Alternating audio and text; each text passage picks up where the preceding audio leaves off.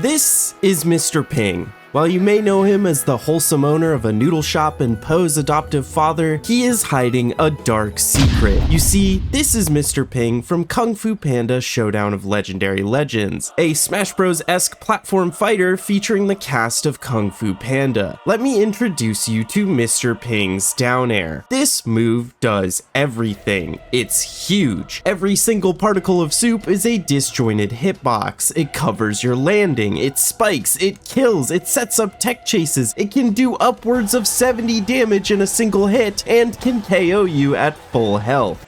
Why is it oh no. And hey, that's just one move. Let's not forget to mention that he is a mine that does not go away until it is replaced or detonated for omnipresent stage control. He has a projectile, multiple mid-air jumps, a self-heal, and he's probably a high mid-tier at best. Mr. Ping barely scratches the surface of how insane Kung Fu Panda Showdown of Legendary Legends is, and today I'm going to try my best to show you what I believe to be the most broken fighting game of all time. So let's lay it all out here. This is a licensed tie-in game for the release of Kung Fu Panda 3, which launched about a month before the movie did. The game was developed by Vicious Cycle, who went bankrupt roughly a month after the game's release, and the game was removed from all digital storefronts in 2019 because the publisher, Little Orbit, did not renew their license for the Kung Fu Panda IP. Already, before we even get into the game itself, it's a bit of a mess, right? The only way to legally buy this game is either through Steam Key resellers, which, believe it or not, this game is more expensive than a Switch 2 game, or you could also buy copies of the console releases floating around, which seem to be a little more reasonably priced. But if you want the plentiful DLC, you're pretty much out of luck, as that seems to be pretty much unobtainable at this point. For those curious, the DLC featured a few new stages and a lot of new characters, 8 of which were new characters with new movesets, and 7 of them were zombie versions of characters that more or less function exactly the same as their normal counterparts. But enough about the game, let's play it. Single player is awesome. I mean, you have this tutorial, which is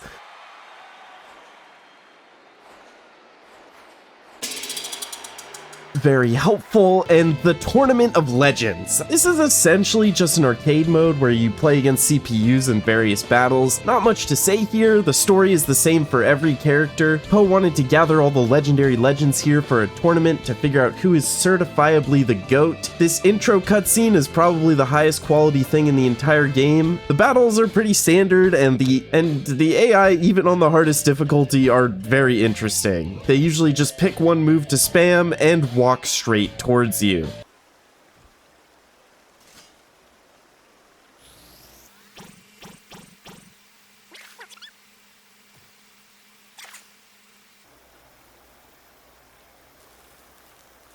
The main event here is definitely the multiplayer though. I mean, odds are if you've heard of this game before, it's probably from this clip.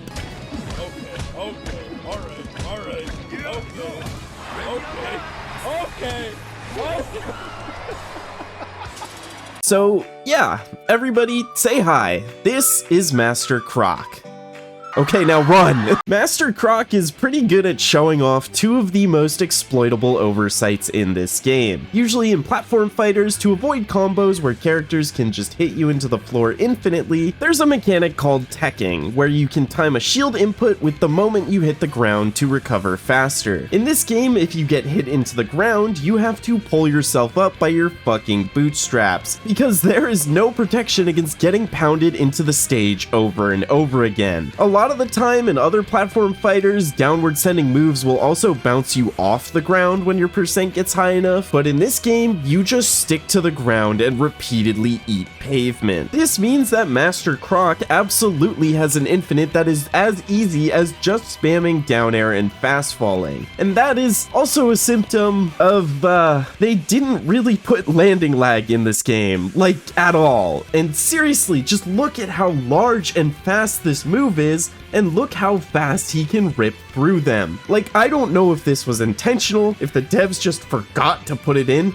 I mean, maybe they didn't even know it was a thing, but it makes characters with good aerials really strong. Because yes, Croc's down air is insanely broken. And you might even be expecting Master Croc to be some sort of Brawl Meta Knight tier of his own kind of over-centralizing character. And don't get me wrong, he's great, but he is not the only one. This tier list was made by Vex Kasrani, who you might recognize as the former best Brawl player in Philadelphia, but maybe lesser known as the best Kung Fu Panda Showdown of Legendary Legends player to ever hit the sticks. Huge shout out to Vex for letting me use a lot of his old clips to show off some of the more technical stuff in the game. Wolf Boss can hit you with the back hit of his neutral air for an infinite, Shen can hit you with down airs for an infinite. Just look at how large every move in Monkey's kit is.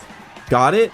Okay, yeah, he also has a down air infinite. But then that's not even the only way to infinite. I mean, it goes deeper, alright? Look at Crane. I want you to imagine getting hit by a single Falco laser and then getting wobbled for the rest of your stock. Is that not the most fucked up dystopian thing you've ever heard? Gorilla Soldier can infinite you with like 3 different tilts. Seriously, look at this character.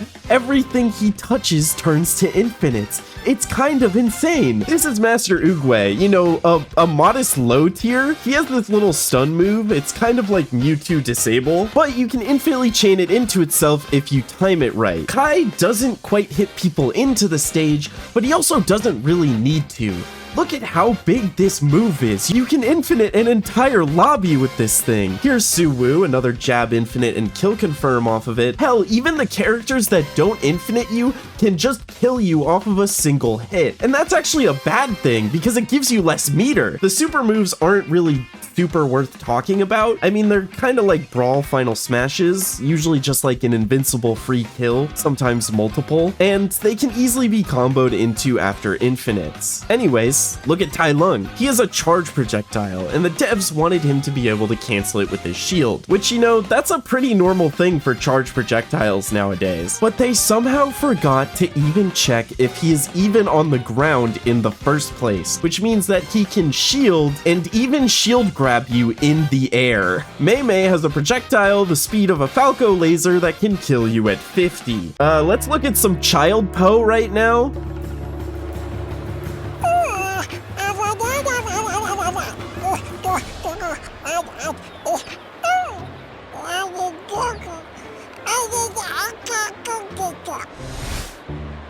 Check out this little rollout move. The devs wanted him to be able to jump cancel it, and someone get Ripley in here because, believe it or not, they never bothered to check for whether or not Baby Po had already jumped, which means he can fly infinitely. This is potentially the best camping character in any fighting game ever because once he gets a lead, he can just camp you in the top blast zone until the timer runs out. But he's still a mid tier because how does this character get a lead in this game? Not to mention that yes, Baby Po can stall, but you can also just stall by holding your opponent in an infinite combo instead. But it's really fucking funny.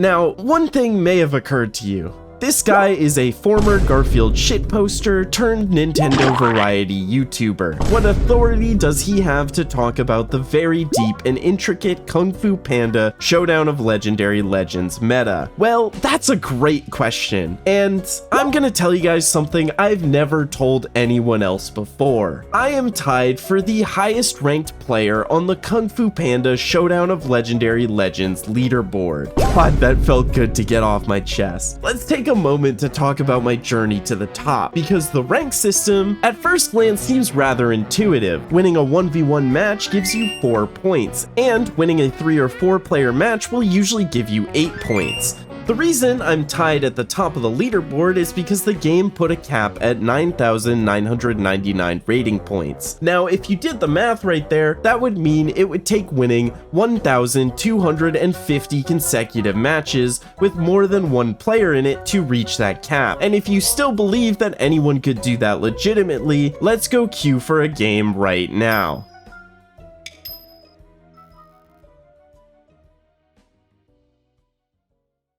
Alright, so fellas, let me come clean and tell you guys something I've never told anyone before. I boosted in Kung Fu Panda Showdown of Legendary Legends. I know, take me away. But now that I've come clean, let me tell you about how optimal boosting in Kung Fu Panda Showdown of Legendary Legends is still a broken mess. The matchmaking is essentially made up of 2 rooms, timed stock and timed. If someone is in one of those rooms, anyone who tries to queue for the same mode will be put in their lobby. This means it's incredibly easy to match with your friends, but it also means you could just completely shut down the entire ranked mode with just 2 systems by AFKing in both lobbies and never readying up. But once you get into a lobby with a friend, like I said earlier, with only 1 person, you can only get 4 points per match, which would take like 2,500 matches. Bafflingly, there is one more hidden ranked mechanic that makes grinding ranked a lot faster. For some reason, if the opponent player disconnects from the lobby, you will always get 8 points. I really don't know why. I don't know if for some reason the game is having trouble detecting how many players there are when there's a lever. I don't know if this was an intentional mechanic to incentivize you to make your opponent rage quit, or if the devs had some sort of mercy rule for making an achievement that requires you to reach 5,000 rank. But whatever the case, it makes it so that the grind from 0 to 9,999 should only take 21 hours of menuing as opposed to 42. But if you do want to become the legendary legend, there is another thing standing in your path, for this is your greatest obstacle by far. One night, after grinding roughly 3,000 points in one sitting, we came back the next day to our worst nightmare. All of that progress was gone. And this was weird, because your rank updates to the leaderboard roughly every 5 to 10 minutes. And we had made sure to wait for that update before closing the game. So the game seemingly just deleted hours of progress because it was bored. Well, not quite. In reality, you actually have 2 ranks. One saved locally to your save file, and one that is uploaded to the leaderboard. All the leaderboard rank is doing is checking your local rank and copying it. The main issue with this system is that the game doesn't tell you this, and the game can take actual hours to start an autosave, meaning that most players are just gonna lose hours of progress because they aren't aware that anything needs to be saved. So even if the real rank has been uploaded to the leaderboard, next time you open the game, it will take the rank you had at your last save. And if I was able to lose 4 to 5 hours of progress without an autosave happening, you can pretty much guarantee that most average players who tried to gain rank in this game legitimately would almost assuredly lose all of their progress every time they closed the game. I'm pretty sure this also means that if you could crack into the game's file, find the variable tracking your rank, just tweak that number from 0 to 9,999, the leaderboard would happily update your rank with no issues. So, the only way around this is to save your game, but this game doesn't have a save feature.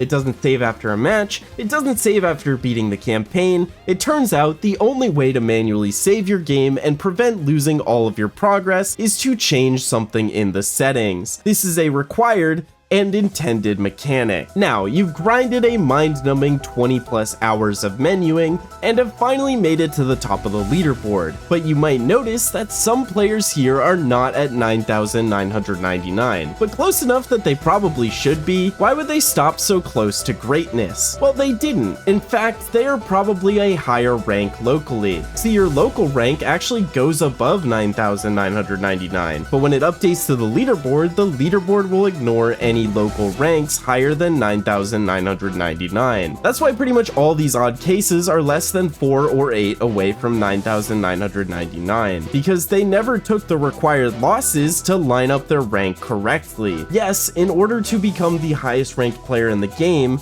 losing is required.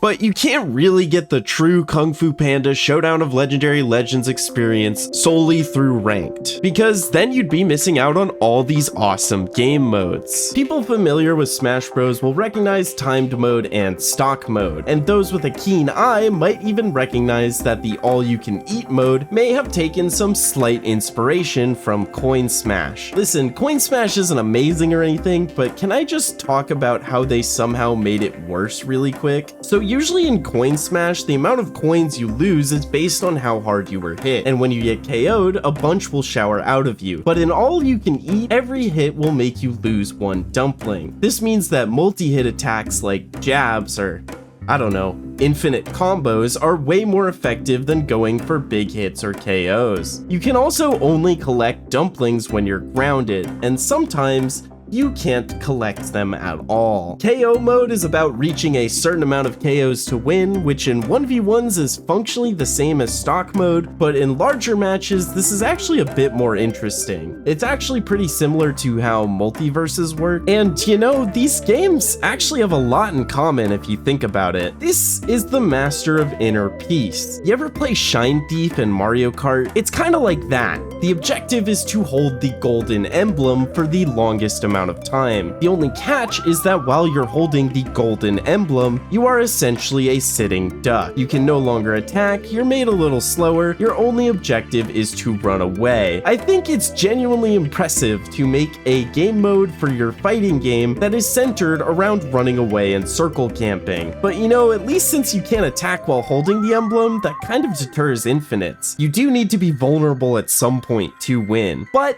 let's scratch that actually, because this is King of Kung Fu, the exact same game mode except you are able to use all of your moves while you have the golden emblem, which means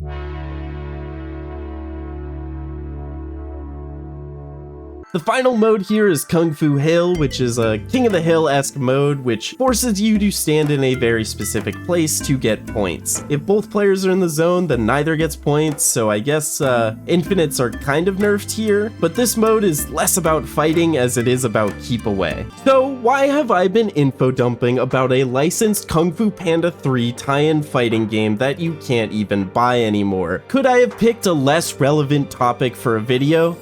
Don't test me. I mean, this game is undeniably a mess. The infinites, the exploits, the game modes, the rank system, but it's a mess I find fascinating. I mean, this game came out in 2015. Like, yes, in terms of really broken fighting games that feature the cast of a DreamWorks IP, this is not the only one. But Shrek Super Slam came out 10 years before this. I mean, games like this just didn't really happen as often in 2015. Early to mid 2000s, yeah, we'll churn out a GeForce game, why not? 2015, not a chance we'd get a full licensed DreamWorks home video game. Maybe a low-effort mobile puzzle game, but definitely not anything this involved. Not to mention that when it released, games didn't really have an excuse to be this broken anymore. I mean, when was the last time you saw an infinite in a fighting game that just got to stick around? Like back in 2005, once the game was shipped, there really wasn't much the developers could do about a Little Red Riding Hood Infinite. And it's not even like they weren't updating this game. There were multiple DLC packs. Patch culture is so aggressive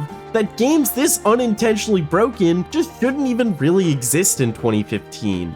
But it does. A lot of people like to talk about games that were ahead of their time, but this game feels really uniquely behind its time in a way. A beautiful coalescence of things that just didn't happen anymore. Be it a lack of budget, a lack of staff, a lack of polish, whatever reason the game had for being like this, it really evokes a certain nostalgic aspect of gaming that feels entirely left behind. A game representing what the industry as a whole has been trying to throw away and forget, and in true industry fashion, it was thrown away and forgotten. A game that I think deserves to be seen as it truly is. A beautifully broken masterpiece. Skadoosh. Hey, thank you for making it to the end of the video. Shoutouts to my YouTube members and Patreon supporters, in particular Alpine Skyline and AUD3 for being high tier patrons. If you want a similar shoutout, early access to videos, sneak peeks of what I'm working on, or just want to support me as a creator, check out my Patreon in the description. I am really excited about this charity event, so if you could check out the info I linked below, I hope to see some of you there.